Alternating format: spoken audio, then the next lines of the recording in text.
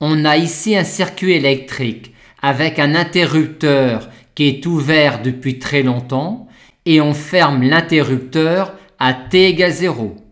Et on nous demande alors de déterminer pour t strictement positif une équation différentielle vérifiée par cette tension-là et d'en déduire ensuite cette tension-là. On va pour cela voir ce circuit électrique comme une association en série de 3 dipôles pour laquelle on a une tension de E aux bornes de cette association en série de ces 3 dipôles.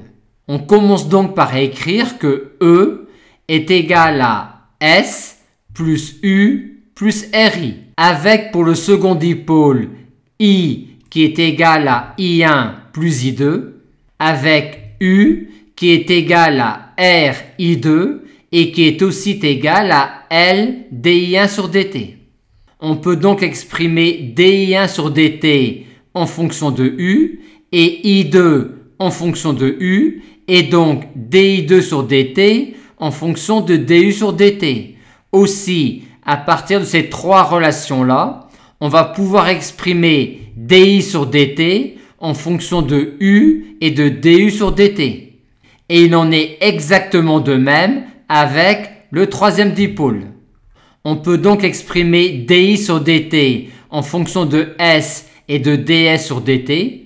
On va donc dériver cette relation-là.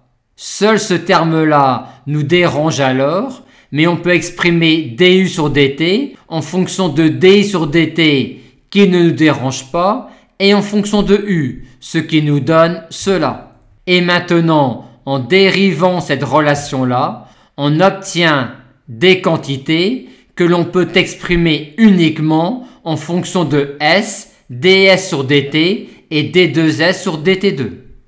En effet, on a d2i sur dt2 qui est fonction de ds sur dt et de d2s sur dt2 et on a du sur dt qui est fonction de ds sur dt et de di sur dt, donc de s et de ds sur dt. On en déduit alors que S vérifie cette équation différentielle-là, soit encore celle-là.